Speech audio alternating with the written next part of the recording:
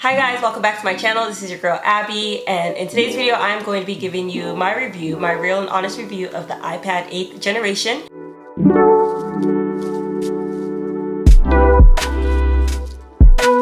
Now if you're returning, then you already know I purchased a new iPad 8 and I did an unboxing of it. I showed you some of the accessories that I purchased for it. Now I want to just let you know, after I've had it for a while and I've been using it, what I really think about it. Because I know a lot of you probably have that same question, whether or not this is worth the buy, whether or not it's worth it to buy the iPad 8th generation. So I'll tell you right now that my answer, just plain and short, is that yes, it is worth it. It is worth the buy. But what I'll do in the video is I'll break it down by giving you some of the pros and the cons of the iPad 8th generation, and then I'll also show you how I'm going to customize my iPad 8 with the new iPadOS 14, which you can do even if you don't have an iPad 8, you just need to update. Yeah, and I'll show you how you can do that too for your iPad.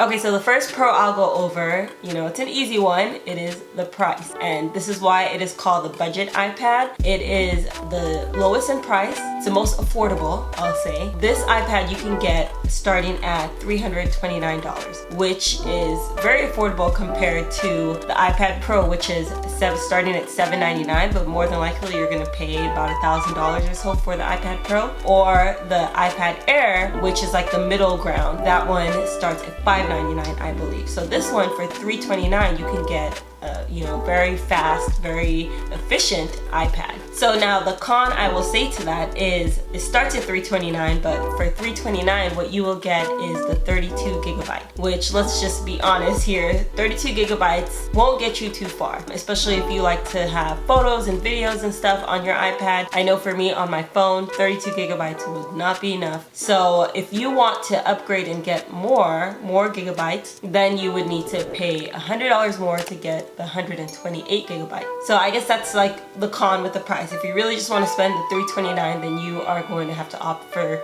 the 32 gigabytes and you won't be able to save as much on the iPad, but it's still going to be very functional. Now with that being said, I do think that $100 for 4 times the amount of gigabytes I think is worth it. So that's what I did. I paid the $429 price and I got the 128 gigabyte just to be on the safe side, because I would hate to be running out of space on this iPad. So the next pro I would say is that this iPad is pretty much a mini laptop. Now you can't get a laptop, you definitely can't get a Apple laptop for $329. So I think it is a really good price. I mean, all you need to do is get a keyboard that pairs with it. Now the fact that you can turn your iPad into pretty much a little mini laptop is, to me, that's pretty amazing.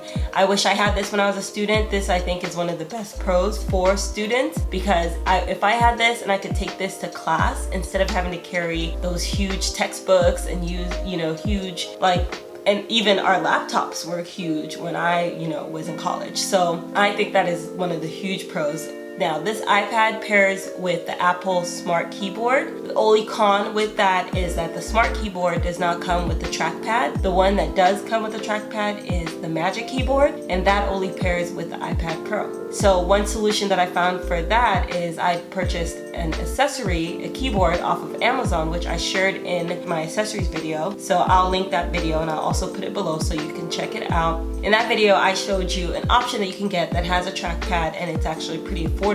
I don't remember the price, but I know it was less than $100, and you can pretty much turn your iPad into a laptop and make it just easy to carry around. You can use a lot of the apps like Microsoft Word or any other, like just maybe the Notes app. I like to use GoodNotes. And then another option too is that if you did get the Smart Keyboard, you can just get like a wireless mouse and just get one of those lightning adapters, and you can use your wireless mouse if you don't want to use your finger to swipe on the screen while you're using a keyboard.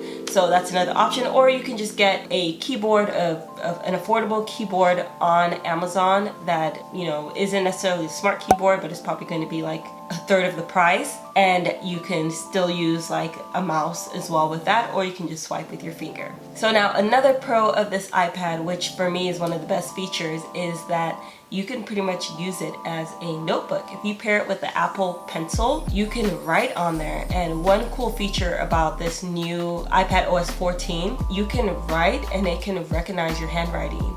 and you can actually, it turns it into text. So like if you go on search, you can search and write what you're searching for, and then it will automatically turn it into text. And another thing is, like, say you wrote all your notes like from your class or whatever, and you wrote it in your handwriting, you can actually copy it and paste it into as text. I just think that's one of the coolest features. You can turn it into a notebook. Now, I think for students specifically, this iPad is definitely a good buy because one, you can turn it into a mini laptop and you can use it as your notebook for taking notes in class.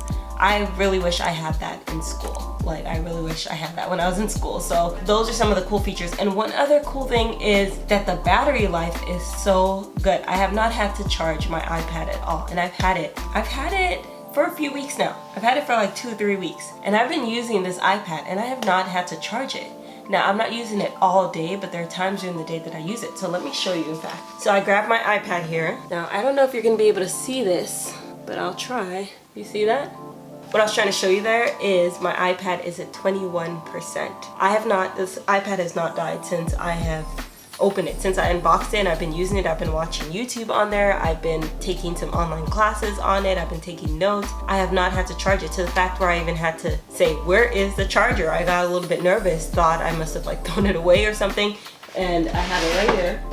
The charger is still wrapped up. I think that's amazing. The battery life is really good. That's one thing I can say like is great about this iPad. I probably will charge it today. I mean, it's getting low, but that is one of the great features of it. I did want to mention that this specific iPad, the 8th generation, pairs with the Apple Pencil 1st generation. It does not pair with the 2nd generation, which is only for the iPad Pro. So I just wanted to, point that out. But some other good like features or pros about it is that, one, you can use a lot of the accessories that were for the iPad 7 or the 7th generation because they're the same size. It's still 10.2 inches. So a lot of those accessories will work for the iPad 8. So if you already had a 7th generation, you have accessories that you like, then that is a plus right there for you. One other thing is that it is really fast and it has a great display. Like, to me, it's very clear, and I prefer to now like do things on the iPad that I normally would have been doing on my phone. And there are a lot of apps available for the iPad that you can use, and I think it's just all really cool all in general. I'm loving it so far. So my review, and to answer the question, I think that it is worth the buy and the price is unbelievable. I originally wanted an iPad Pro, which I think eventually I still will get, but until I'm to the point where I'm using my iPad for more things, I think this particular iPad, the budget iPad, is just perfect and it works just fine. So now what we'll get into is I want to just show you how I'm going to customize my iPad with the new iPadOS 14 update. But if you get the new iPad 8, it's automatically going to come with the new iPadOS 14. But if you have like the 7th generation or anything less, then you would need to do an update. So I think I'll just go and jump into my screen so you can, see how I do it. So now I did a video where I showed you how I customized my iPhone with the new iOS 14 update. So it's very similar to how you can do it for your iPad. So I'll just show you that, and then if you want to check out that video, I'll link it because it's going to be the same app that I use but for the iPad.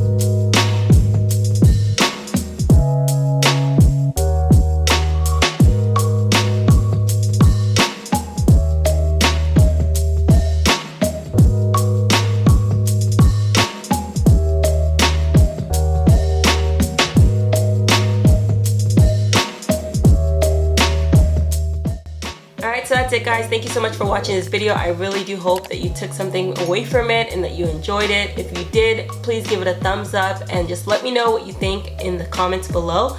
And I will love if you stick around, so be sure to subscribe and hit that notification bell if you don't want to miss any of my uploads. And I will catch you next time. Bye.